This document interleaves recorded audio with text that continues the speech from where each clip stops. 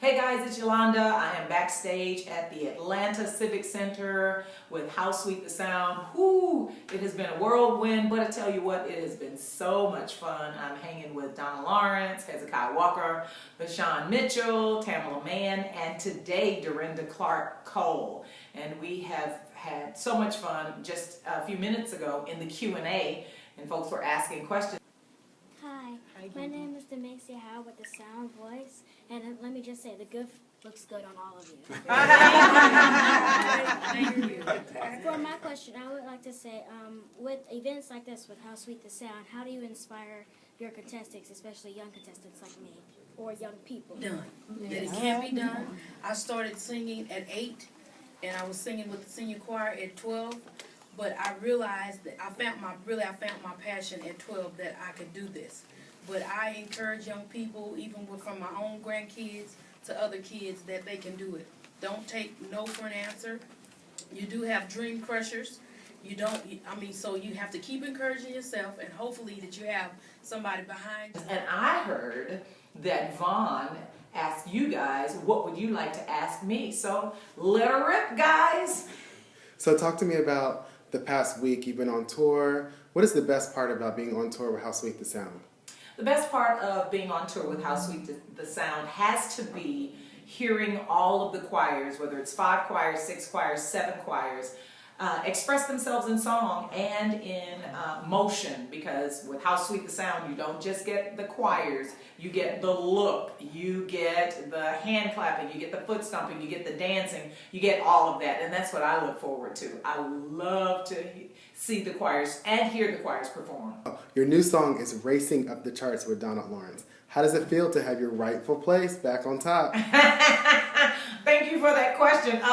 And you guys are going to really think that I'm retarded, but I don't really look at the charts. So I look at radio ratings as far as where I am with my radio show. I know it's so bad, isn't it? Oh, bad artist. But I love Donna Lawrence. He wrote a song, he and Percy Beatty wrote that song just for me. And they had no idea that when they wrote that song, it would be so timely in my life. Because, you know, when you're a certain age or you get to be a certain age, they tell you that you're over the hill at 50. Honey, trust me, you are not over the hill. Look at this. No, I'm just playing. Come on, say it for me. Like when you say it like that. And your future is greater than your past.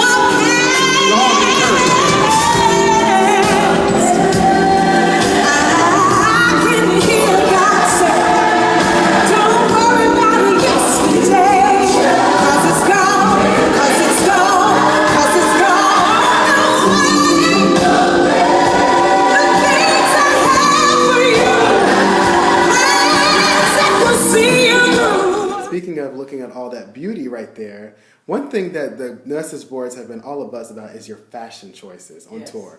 How do you figure out what you're going to wear each night? Well, the cool thing is Donald and I pretty much coordinate. We had no idea when we were packing our tour cases for How Sweet the Sound, how so closely knitted we would be fashion-wise. He comes out with a basic color and I have something that can accent it or make it, you know, pop, make his tie pop, or make the handkerchief or a flower, whatever he has pops.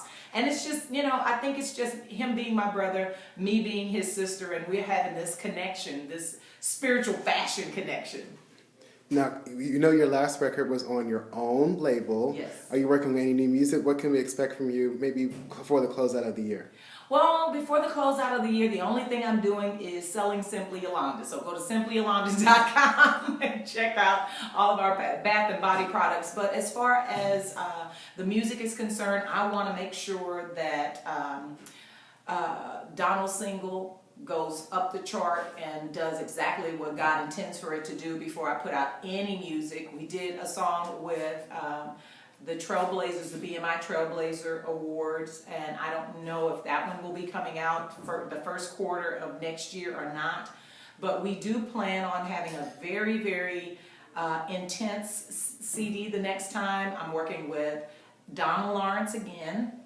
I'm working with Jimmy Jam and Terry Lewis, can't forget about my guys, Israel Houghton, V. Michael McKay, Kevin Bond, Percy Beatty, so and Greg Curtis, and all the hot guys who have made my hits #1. And we're all writing right now, and we're sending lyrics back and forth between one another. And I just got this cold-blooded track from Terry Lewis. Oh, Terry, I love you so much. I love you so much. What kind of genre of music are you going to be taking on this time? Are you going to be doing different styles? We would get a little rock, a little pop, gospel, urban contemporary. Like, what is your sound going to be? This time, I think, with Becoming, that was more of a peaceful release for me because it had been a long time coming. This time, I think you're going to hear the Happy Yolanda. I've always done happy music, but it's going to be the Happy Yolanda, whether it's urban or whether it's hymnal, because V. Michael McKay is known for The Battle Is the Lord's and songs like that. So we're gonna have something on there just like that. But just know that we're gonna shock you this time. Over the past couple of years, you've taken the stage with some amazing mainstream artists. Will you have any duets with anybody like a Jennifer Hudson, a Christina Aguilera, any of these, Elton John, any of these people that you have taken the stage with that we have seen you just be amazing with? Well, I can tell you, I have a love for people, period. And it doesn't matter what they sing. I just love, love, love them. I love Christina Aguilera. She's a great vocalist and a great artist. Jennifer Hudson, what can you not say about her? She's great. I have this affinity and this personal love for Brandy, Monica, and Mary J, because they came into my life at a time where I was more of a mentor and a big sister. And so those three girls, we may wind up doing something all together. I'm not going to say because they have huge schedules and we have to put schedules together, but those are my babies and I love them so very, very, very much. Nancy Wilson, I have to do something with the jazz on, oh man. You can't call her only an icon. She is jazz royalty. So I want to do something with her. And I love Diana Ross. So I don't know. We may be able to do a whole bunch of things because folks like Harry Connick Jr., Branford. Please say Branford. Branford Marsalis, I'm still a huge fan. So there are tons of places we can go with this next CD. I remember at the last BET Awards, you shouted out Brandy from stage. Has there been any talks? Have you guys exchanged numbers? Can you kind of give me an exclusive on what at least the conversation was about? Well, seriously, again, I've known Brandy since she had to be about 13 when I met her. And she, to me, has stayed so true to herself. I'm so very, very proud of everything that she does. She always lifts the bar. She's not just a singer. She's not just a songwriter. She is an actress and a mommy. And I love all of those things on her.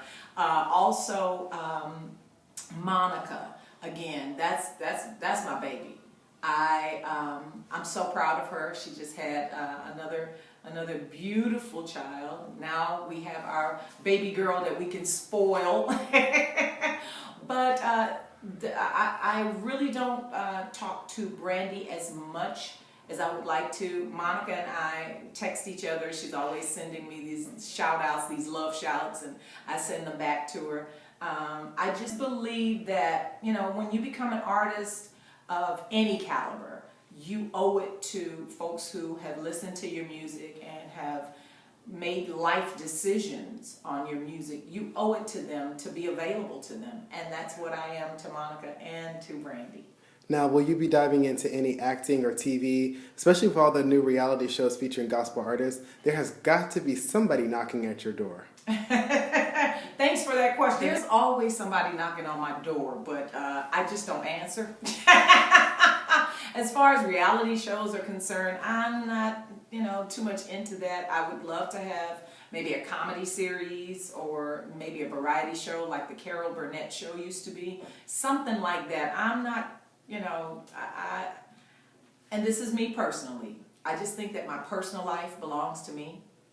And if we're doing, on the road with Yolanda, that's another thing. But I say that the cast of folks around me would make the show better than I would make the show. So we'd have a lot of spinoffs. We'll have an Uncle Bobby spinoff.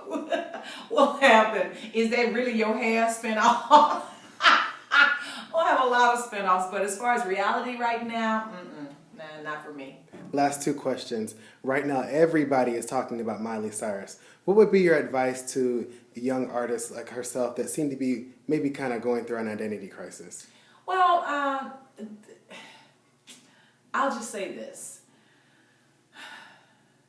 Parents, take care of your kids. Don't be so, money-minded that you forget that they need your love. And I believe that a lot of this acting out that's happening with her, she says it's strategic. I have to believe her. So she's strategically making herself appear to be something that she says she's not. I don't know. I don't know how to answer that question for her. All I know is in a few more years she's going to look back on this, and she may look back on it with tears. Because there are certain things that you cannot take away. You cannot remove. And there are certain things in your past that are there in infamy. And all of the things that she's doing now, they're pretty much there in infamy. When I was growing up, hey, there was no YouTube. There was no Facebook, FaceTime, all of this stuff. So folks weren't roving reporters. Everybody is a reporter now. If you have a phone with a camera and you're connected to Facebook or Twitter, you are a roving reporter. And so there are just certain things that you're not going to see me do. And even when I was younger, I was too scared of my mama. I was too scared of my grandmother to do any of the things that some of these people think are, some of these things are normal, and they're not. I hope that she finds a space in her heart to forgive herself for some of the choices. Because, I know you want to take over the world. Guess what? There's no taking over the world. You can blast the charts all day long, but as far as taking over the world, that's for God. And the last question before I let you go, could you please encourage all of your fans, all of your listeners who are kind of going through the government furlough right now, Yes. people that are worried about where their next check is going to come from, just encourage people in general. What would be your advice to people right now who are struggling in this economy? Well, the first thing that I want you to know is that God's hand is on you. It is on our government, whether these people are acting right or not. And understand that that's who your real source is.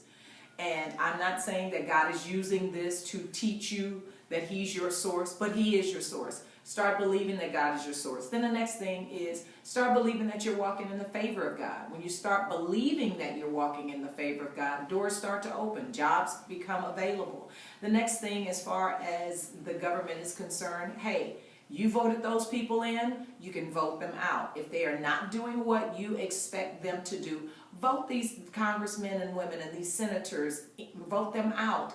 They are taking your livelihood for granted. They're taking you for granted. Midterm elections are coming up. What you gonna do? And where can we find you online? You can find me at YolandaAdamsLive.com, Yolanda Live on Twitter, and also SimplyYolanda.com.